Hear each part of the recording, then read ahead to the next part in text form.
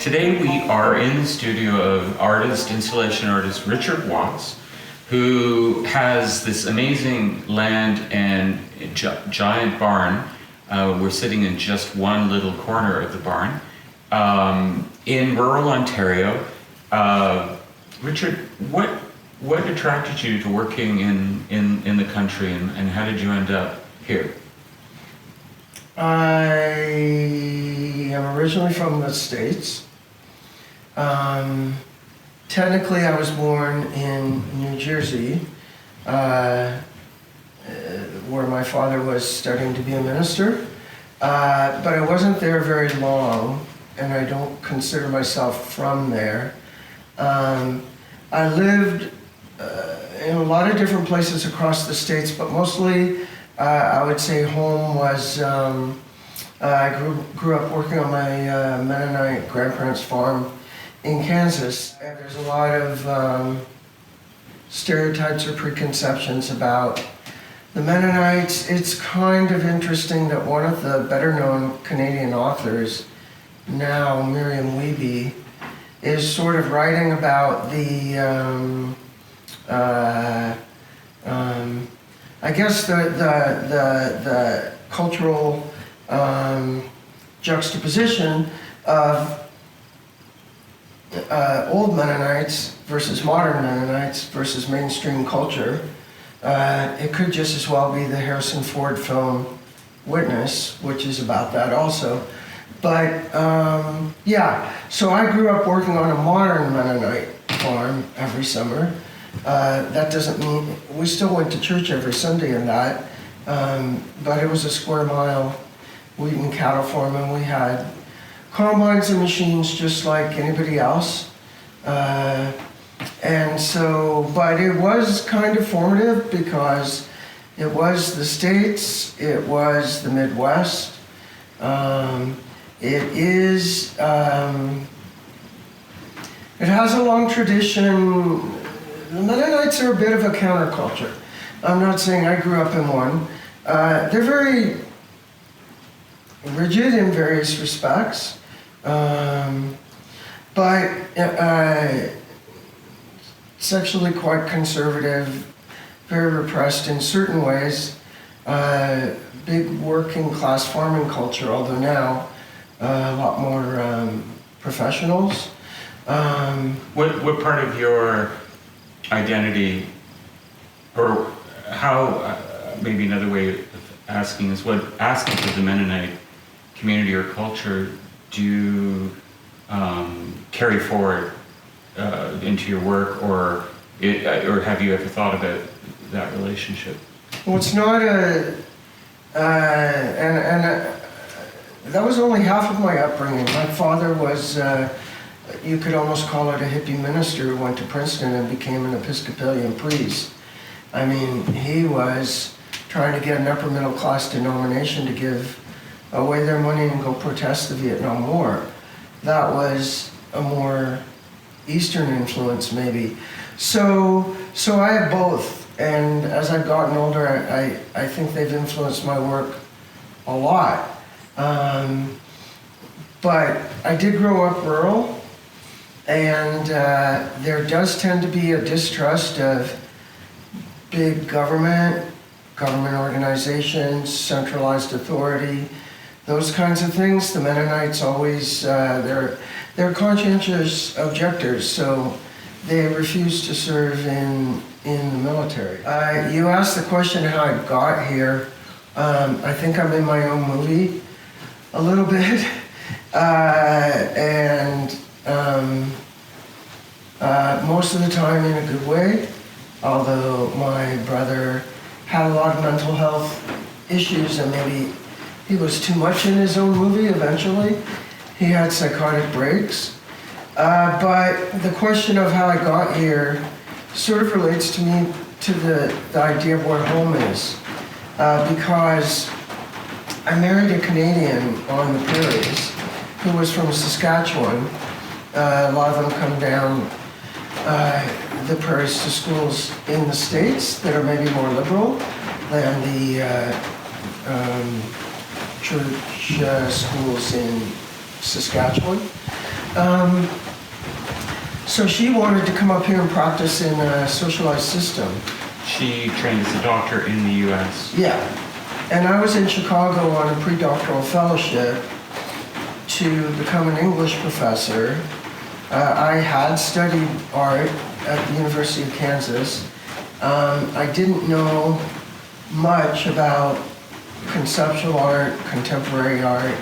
I was studying ceramics. At the time, I didn't know, which is sort of how ignorant I was in a way, that I was studying with Peter Volkas, who is a international American ceramic artist who combined it with Asian influences and abstract expressionism, and that's who I was studying with, but I didn't know it. But this is the thing, I didn't know that's who I was studying with. I didn't know I wanted to be an artist. My parents divorced when I was younger, and we moved around a lot, so the only stability in my life really was my grandparents' farm. So I didn't really know what I was going to be. I thought, well, if I were the oldest son and inherited the farm, I'd be a farmer. I mean, it was great. It was kind of like a ranch also. We had Indian ponies, we had Appaloosas. Is that farm still part of the family, or is it just... No, it's gone now, and with climate change, it'll be gone anyway in 20 years, no matter who has it, probably.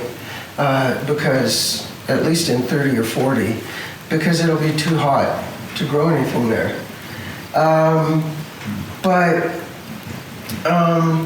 I think that's one reason why I ended up in this studio.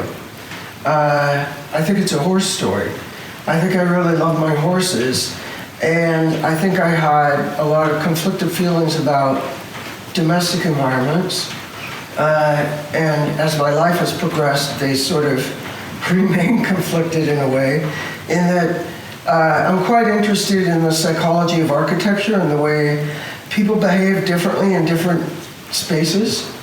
And I think that goes with, I studied a lot of psychology also eventually, and did a degree in art psychotherapy, did a degree in sculpture at OCAD when I moved here, stayed home to take care of my kids, was living in Toronto, felt very trapped in a certain way. I just felt there wasn't enough space. I'm from a rural environment. I'm not used to urban constrictions. Even when I lived in cities growing up, until I went to graduate school, I lived on the edge of cities, and they were smaller cities like Denver or Wichita, Kansas, places like that. It's kind of interesting that a lot of the American minimalists, I think, came from more rural environments, or if they didn't, that's where they went to get their studios, and they were connecting to the vastness of the American landscape. And it influenced their work because the Great Plains are very minimalist. Like a lot of people from cities drive through them, and they just want to get through it because they go, there's nothing here, right? Whereas for me, all the bustle and noise and distractions and everything in the city, for me, there's nothing there at a certain point except interruptions to one's attempt to concentrate on something beyond that, which is nature. It's a human environment. That's what Giuseppe Pannoni said when he came to do a show at the AGO, I think. In one of the interviews or in his catalog, they were asking him about Turin, Italy. And they said, well, how did you find Turin, Italy? He grew up with grandparents who were small-scale, artisanal, rural Italian people. Is it an accident that he became one of the most famous land artists in the world, right? And also a carver from that Italian tradition. But they gathered chestnuts, they grew their own food. It was an artisanal tradition. He said, well, Turin was interesting in the sense that there were some people doing some interesting things. He was talking about post-World War II as opposed to everything that came before it. But he said, in the end, it's still a human environment, like all cities.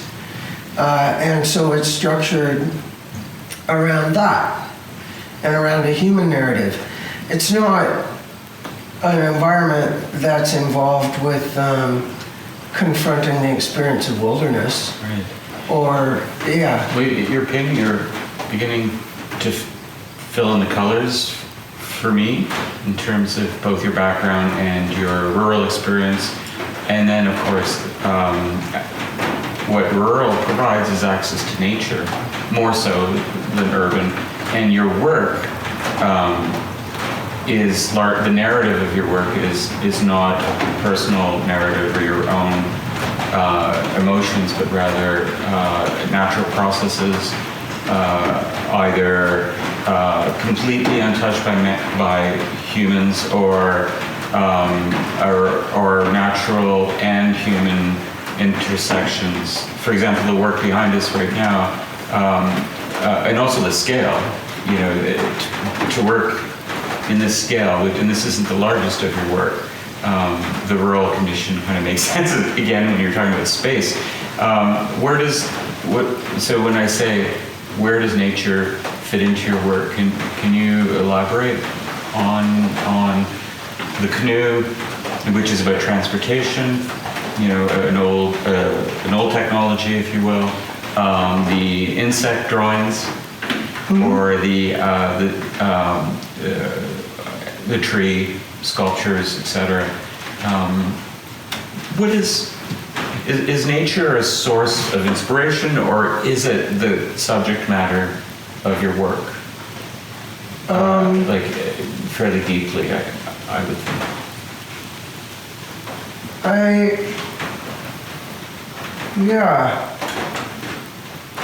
I suppose definitely it's a source of inspiration. It is the subject matter of the work. On the other hand, they're not landscape paintings. They're not.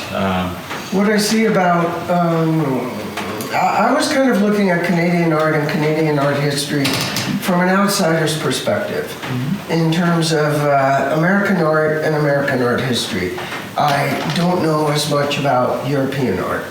However, it seemed to me in Canada that every generation since the group of seven, the art system turns over every generation in some way, because a new generation comes in and changes, and so the perception changes.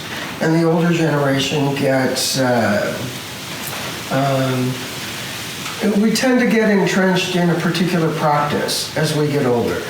We tend not to skip around as much. We tend to go into things with more depth, I think, but, or at least I do, but perhaps experiment less, I don't know.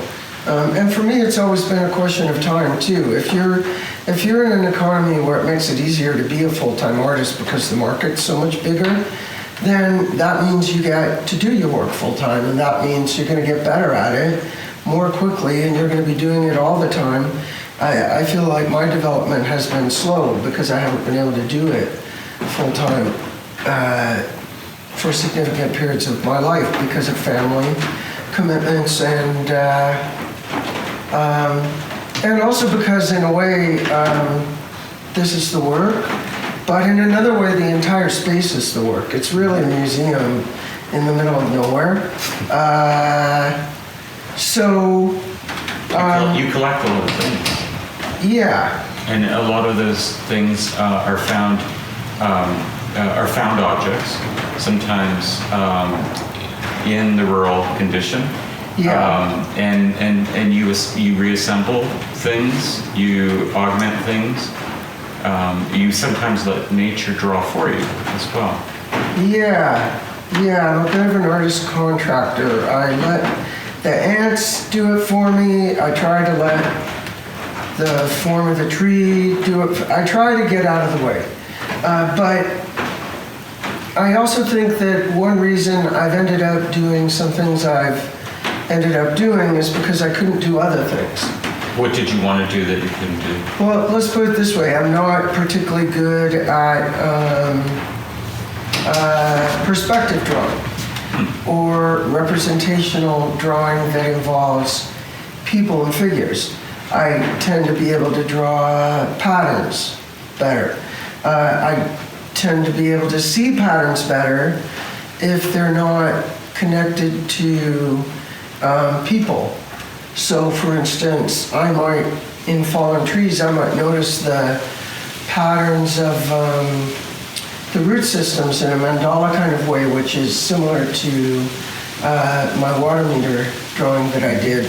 I might notice that, but with people, I tend to notice patterns of behavior and psychological patterns, and I will sit and watch them and observe things, and it amazes me at how unaware they are of their own patterns that they keep repeating in their lives over and over again. So a lot of it is I recognize patterns and I'm drawn to certain kinds of patterns.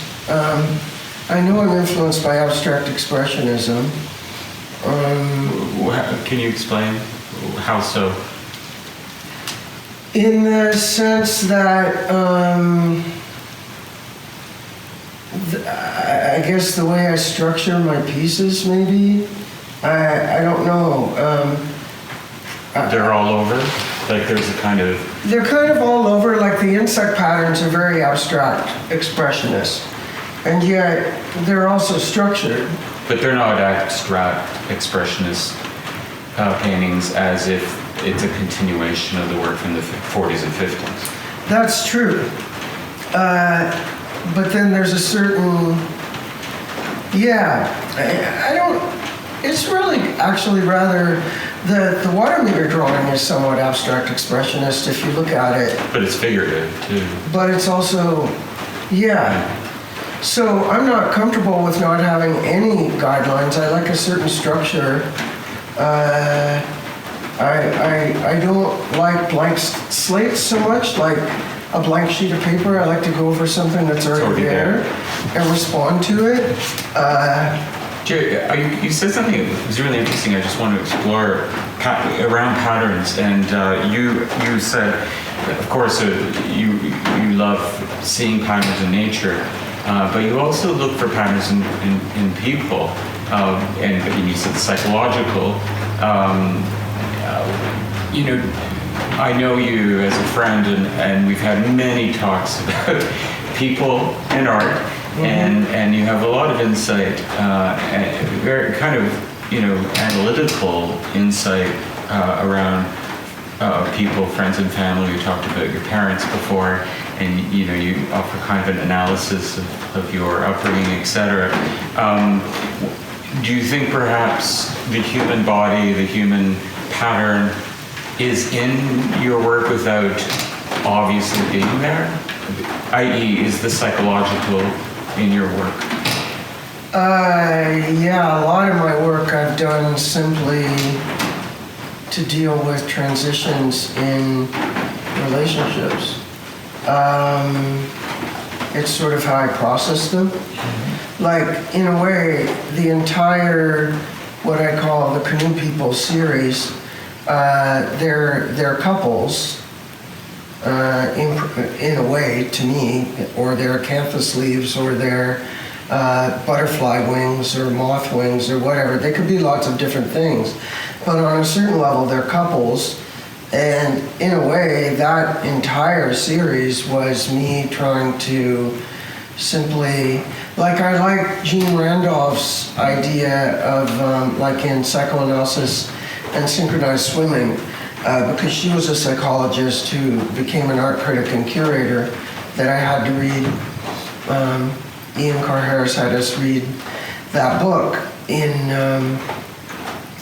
at OCAD.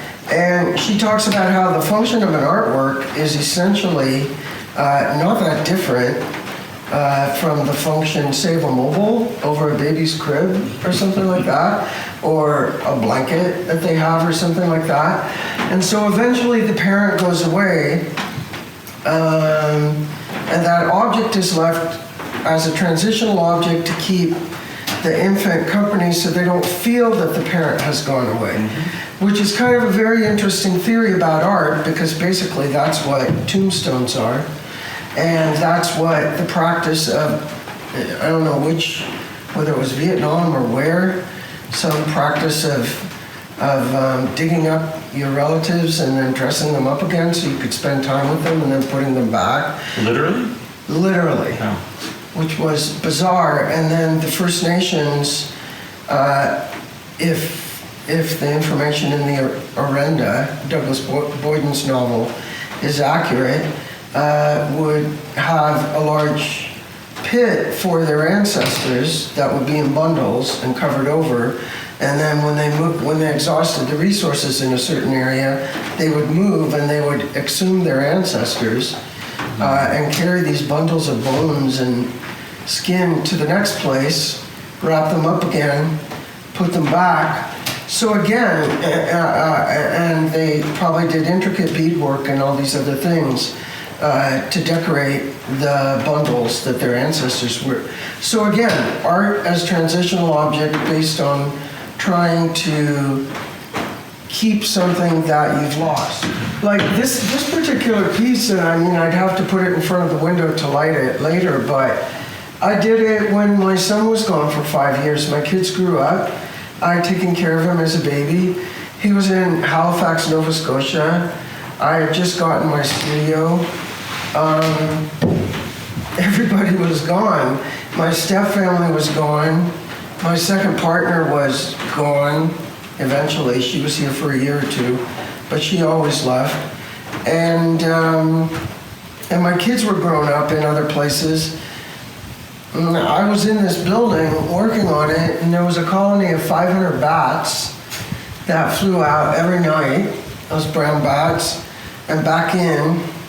And I would sit in the doorway of the building and drink way too much whiskey, but it would have been worse if I'd stayed in my house in Toronto, and watch these bats fly out over my head. And I lived in a little camper at -30 when I was out here working on the building, because there was no heat yet. And it was all, that's when I started this series. That's when I started all the pieces in this building, is basically trying to find something to do that allowed me to process that loss. So, and then I associated different things with different pieces, but that's very subjective. So this one was my son, gone in Nova Scotia. It has a mouth. It's like a boat, that's the prow of a boat. It's made off of Peterborough Lakeside. It's got porcupine quills inside it that there's almost a face falling through it or something. If it were in front of the window, and for some reason that was associated with how I felt about my son being gone.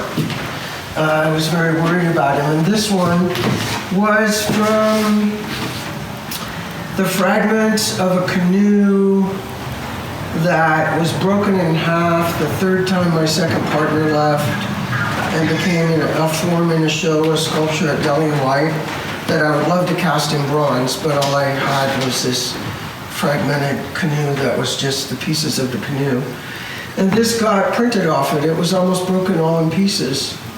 And somehow that held it together in some way and created a sense of two tricksters who were still together, an emotional landscape. They also look like bunny ears. Yeah. This like an animal that's really, really big and you can't see his eyes with a little bit. This was a rabbit barn. Is that an accident? Yeah. Funny. It was a rabbit barn. They tried to raise rabbits in it. They didn't do very well. Rabbits are very particular. They all died and they wouldn't breed. It says a failed entrepreneur. Yeah. His or her project was here before you came, and was there any... But they were using it to store boats when I was just looking for... Boats and bunnies. Yeah. Yeah. And I've also worked part-time in the movies in scenic and set construction, which probably influenced me. My mother would have possibly liked to be an actress. I did grow up watching some theater that she was in and that kind of thing. So I do tend to create environments for myself that tend to become like stage sets in some way for some kind of narrative that I'm trying to explore that I haven't entirely figured out yet. And I move the pieces around. This space gave me the opportunity to move, because I'm an installation artist at heart. That's what's very strange. I'm an installation artist. I never did anything like this at OCAD. And then all of a sudden I'm confronting the painting tradition, but using mold making techniques that have become canvases. And light as well. And light. You were talking about the bats going through, the window, not literally through the glass, but coming in and out through, the apertures, the fenestration of the barn, and the transmission of light. We're sitting in your beautiful, very large barn. It goes on what feels to be at least 200 feet that way, but perhaps that's an exaggeration. 120, but it does feel... It's 120. It's a lot of interior space, but then, from where to do your work, except that it's not heated everywhere, so it's less interior space during the winter. It feels like both inside and outside. The bats come and go. Light, it's not an artist studio that has the perfect northern light. You've got light coming in from either end, and it's very natural, if you will. It's supposed to have skylights. You're talking about the relation, the psychology, what the psychological experiences of architecture, and if we think of this as your dwelling place and workplace, where you've spent many days working intuitively on pieces that both come from here, but also come from where you once came.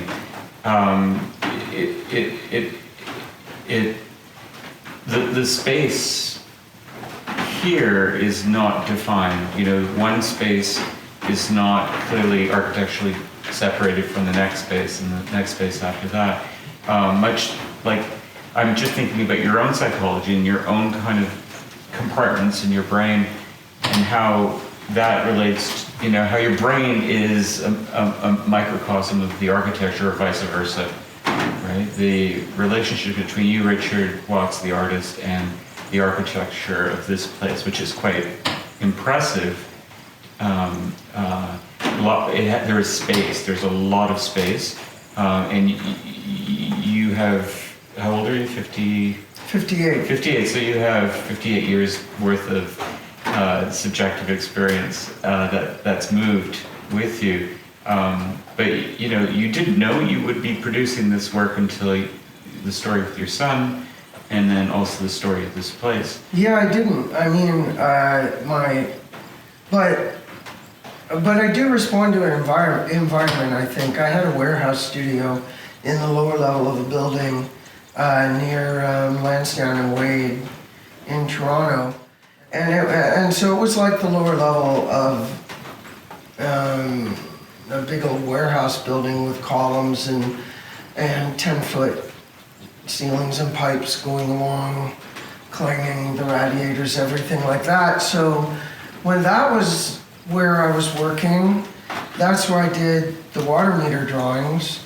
That's where, when I started collecting the cast iron vintage water valves, that's when I started making installations from cut open oil tanks and all of that kind of thing. But I was responding to an urban environment. I was responding to the environment I was in.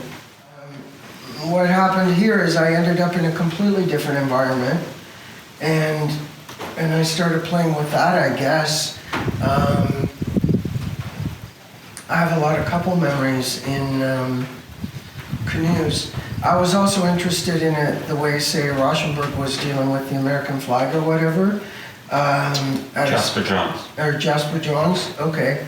And I think in Canada, iconographically, probably the canoe is more important even than the flag.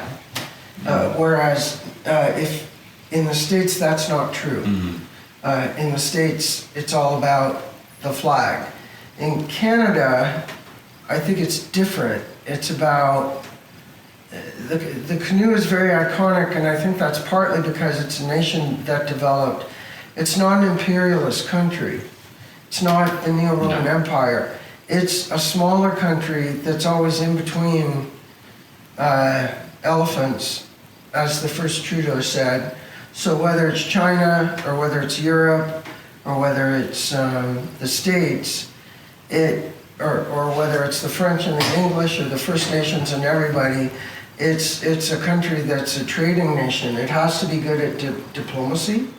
Your representations of the canoe and has more to do with not just the canoe, but the space around the canoe, the effects of time on the canoe, the wood, the materiality of the canoe, the representation of the canoe in materials that are also vulnerable and not necessarily, you're not casting bronze canoes, although maybe one day you would like to do that. The pieces are like skin. They feel like the body in the sense that the vulcanized rubber that you use. They do, yeah. It feels like skin feels very much like the architecture of the body. So far in this conversation, you've kind of like navigated us through, your early life, the ideas of coupling and offspring, aging process, the kind of working in the space, and your work is about material, like it's heavily material, right? Focus. It's not conceptual art. You're operating somewhere between the material world and the psychological world. So somehow I'm going to try to latch on to one of the 20 things you just said. You made an interesting comment about left-right brain, which does relate somewhat to the building itself, the way it's structured. Is this east and west? This is north and south, more or less. Yeah. It is also related to relationships, in that I always imagined I needed a certain amount of space to have a relationship. It never really worked out to live with somebody beyond a certain point, so it was like, but then on my grandparents' farm, I preferred the barn to the house, and that's where I stayed overnight when my horse was born.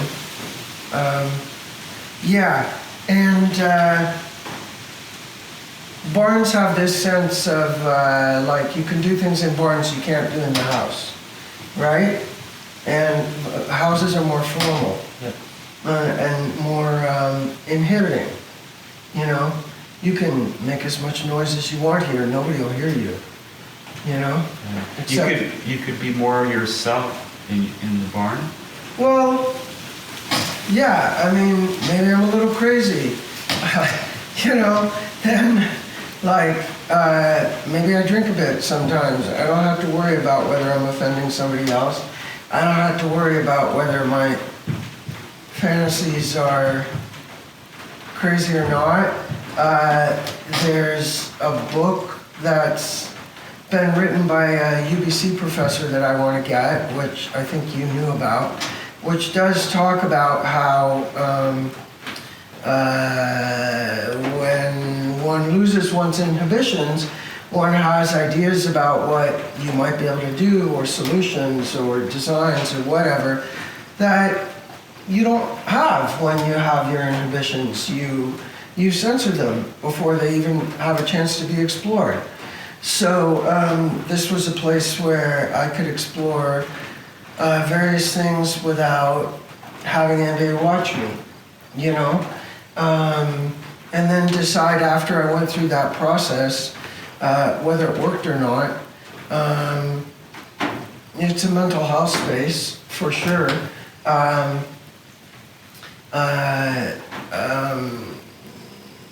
urban environments with that level of stimulation, like I'm an introvert, and also I've had progressive hearing loss over the years, which isn't as bad now because I got these amazing new hearing aids that are kind of like magic. But if you put all those things together, then the urban environment and noisy environments at work or whatever with tools or machines or whatever really tires you out at the end of the day, and your tolerance level for it decreases increasingly as you get older.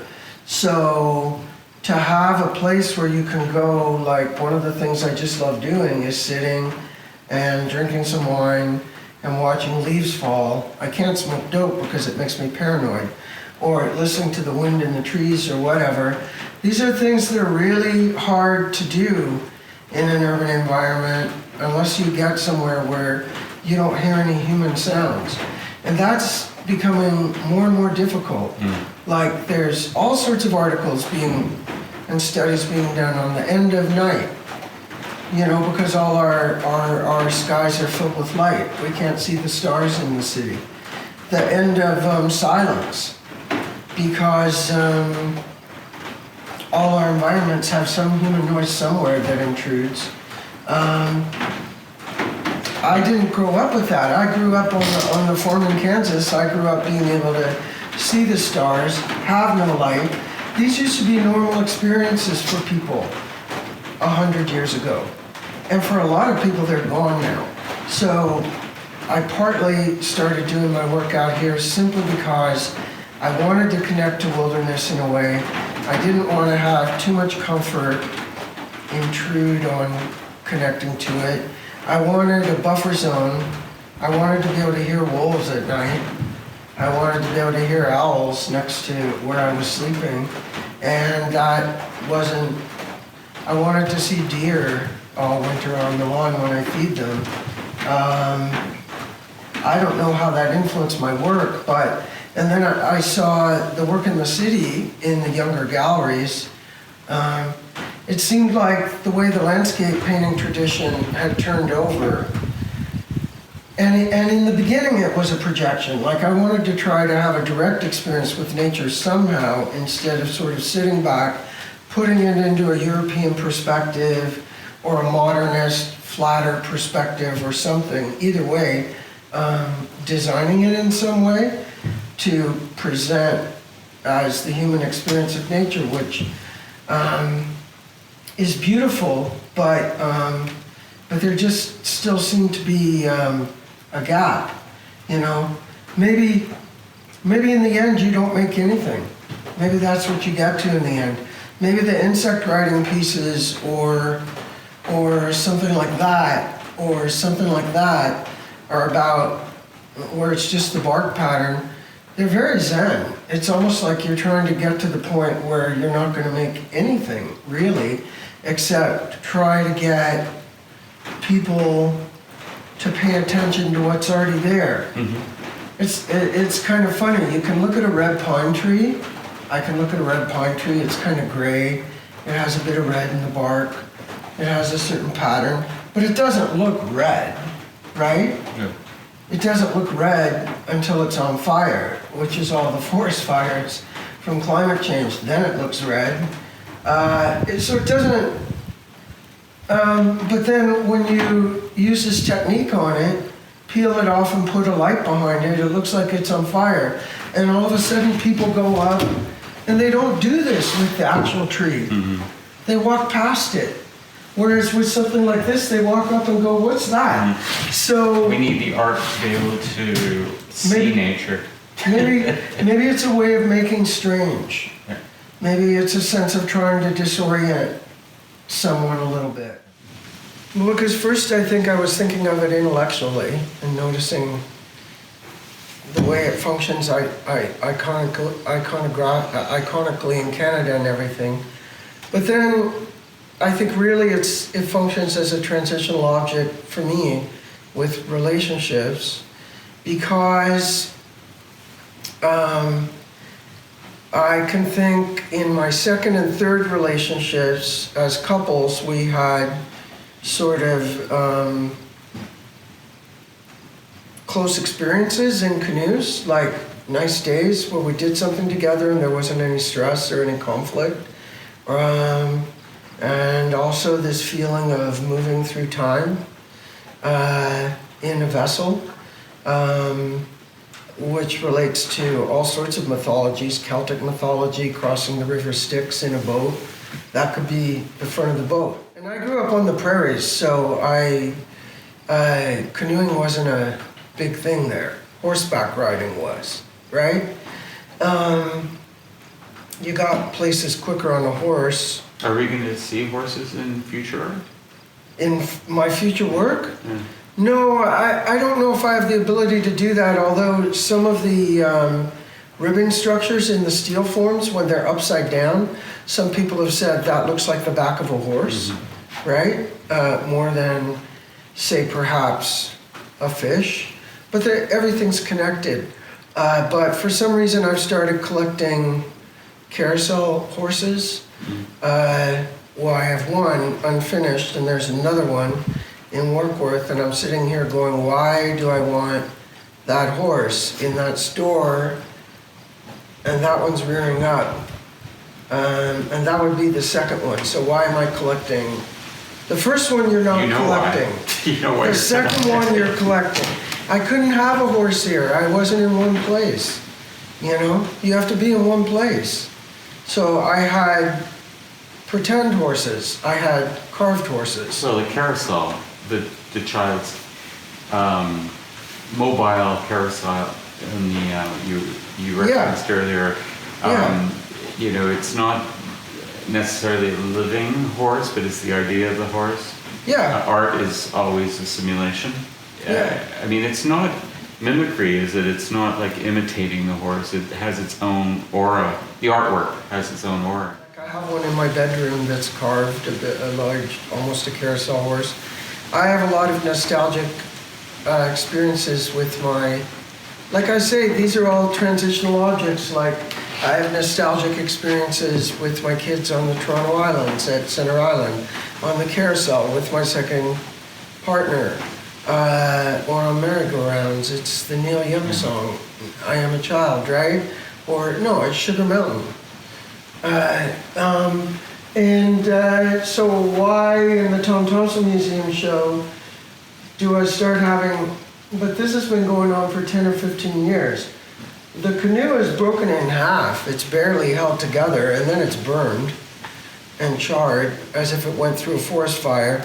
And then it has a metal armature or cradle that holds it together, all the pieces, like the Viking boats in the museums in Oslo, Norway, those fragments. Mm-hmm. So what is that? Trying to hold a relationship together? Or are you an archaeologist? Reconstructing the relationship? All right, or I'm reconstructing the relationship, or it's like I look at Canada and and Canada's always trying to hold itself together. Well, the symbolism is powerful in your work. Now that you've mentioned it, and I think about it, this symbolism of the broken canoe. It's not just broken, but somebody's attempting to put it back together. A lot of my work is about transformation, one thing changing into another thing. Mm-hmm. So for instance, making a cocoon of sorts around a tree and then peeling it off like an insect would, and then lighting it and seeing what the form is coming through it. That's transformation. It's three-dimensional, turned into two-dimensional. That Thunderbird piece was the transformation of the boat sculpture that was from Aurelia and Georgian Bay that I then took to Brooklyn, that was under the Manhattan Bridge, as this whacked out kind of environmental artwork, sort of like maybe Simon Starling's Shed Boat Shed, but more of a character. A lot of the things I do, they verge on animation, like it's a character that's being created somehow. Like when kids play with things, they create a machine with a personality, or a boat that becomes a person, or whatever, like that. Like and that then it could go on and do different things. So you're kind of conflating it into one world, into one artifact, so that it's neither fish nor canoe, it's both? Mm-hmm. Is that true? Mm-hmm. Yeah, because these kinds of historical vessels didn't have the same level of separation from nature as the vessels that we have increasingly built. So I'm very interested in, that sense of archaeology of before big ships, before the Industrial Revolution, before everything becoming machines, and big steel and aircraft carriers and all of that, the vessels that people had to travel in, everything was much more bioregional. And they still went on journeys, but there's not much of a separation between yourself and nature with whether it's cedar strip or whether it's birch bark elements or something that are forming a vessel that's very vulnerable and fragile, really, in the face of in that regard, Mother Nature. We don't experience that as much anymore. In that regard, would you consider yourself an environmental artist as well? Maybe an accurate way to say is that I'm an artist who responds to my environment. Mm-hmm. Am I an artist who's raising awareness about issues related to nature and climate change? That's not your primary objective. Well, it's not really issue-based work. That's the thing. However, because of where it's made, because it's almost in its own museum, because it's almost kind of like neo-druid or something like that. I find that really strange. Like a big piece from a tree, as if this is the skin of a tree, 10 by 10 feet, and the tree is much bigger than that. I don't know. Partly it's about making hard things soft, A tree is very hard and very heavy. And so then something very soft from it. Or actually, once again, it's the body. It's like how I think if we connected our bodies more to nature instead of feeling like they were separate, which is what our philosophy and religion have taught us to do for a very long time, I think we'd be more protective of it. I think we'd be more invested. But we tend to see it as an object resource rather than, Maybe rather than thinking of nature as having its own agency. It's not some... lately the word stewardship has come up a lot. And in my world where I teach architecture, we often reference we should do a better job at designing buildings that are net zero, etc. But also, that we are custodians of the earth, or whereas maybe that's actually wrong. And regardless if it's inorganic or organic, these earth elements have their own agency and their own meaning. It's way beyond what we humans can even imagine. So you're letting, this goes back to letting the work do its own thing, and you're trying to remove yourself from the work sometimes. And when you look at your insect drawings, it is the insects who actually did the beautiful intricate drawing, but you're facilitating it, or you're I'm highlighting and composing it, framing I'm accenting it.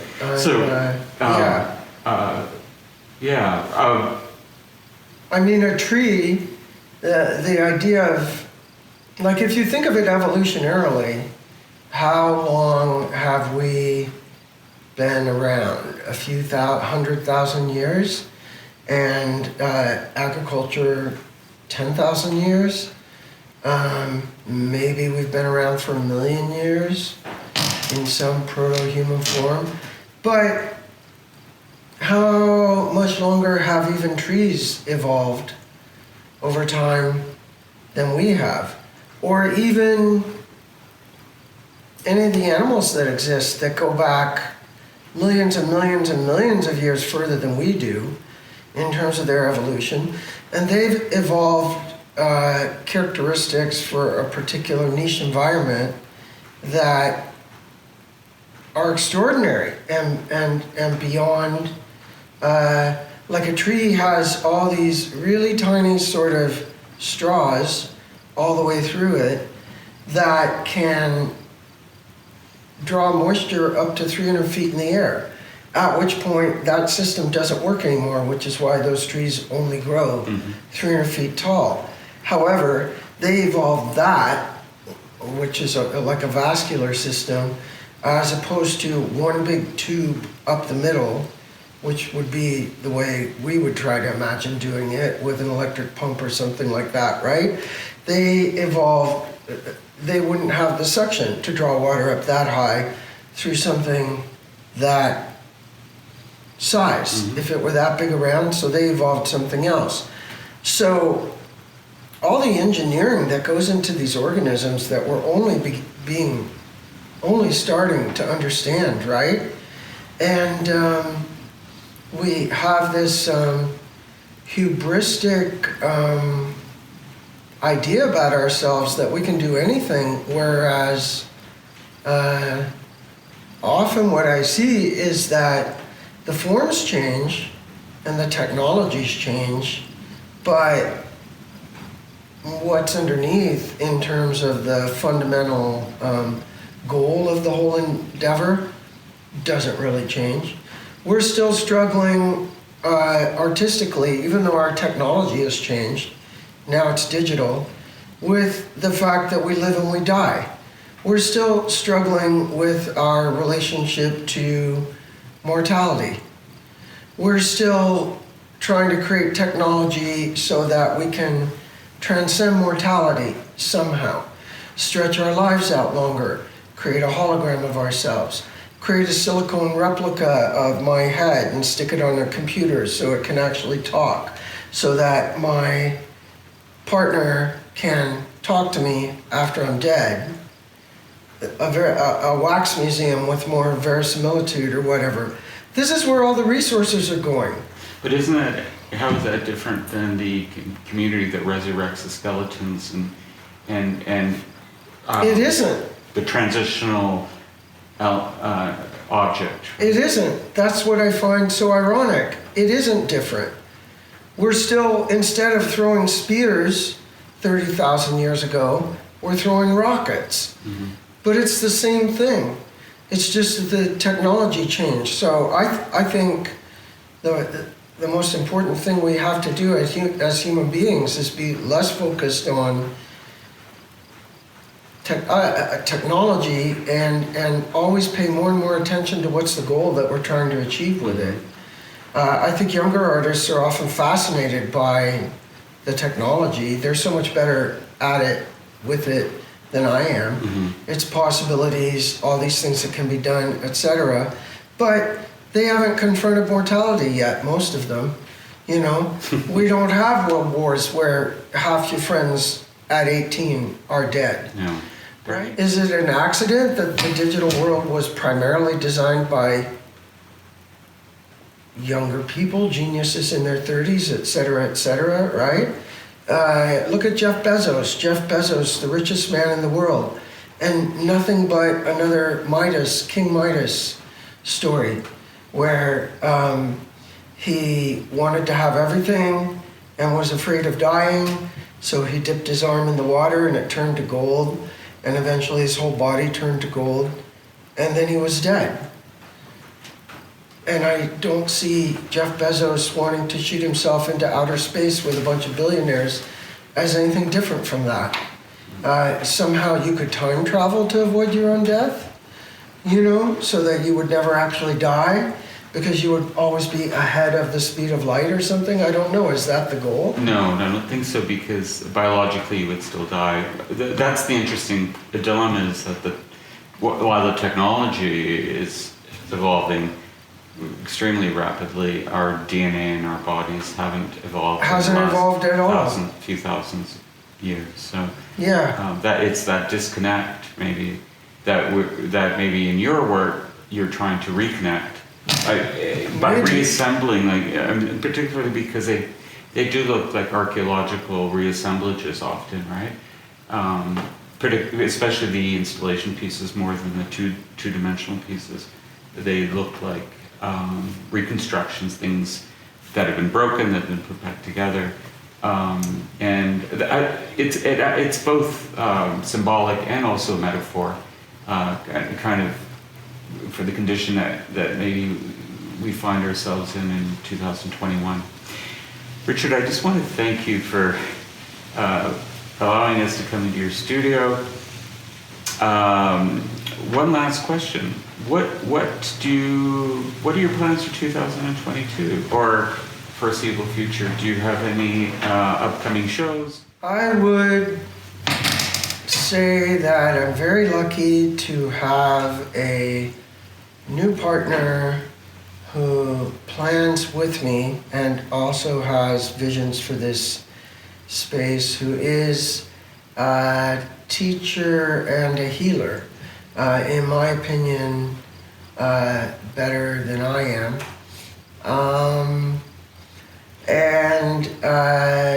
All my kids are involved in environmental activism in one form or another.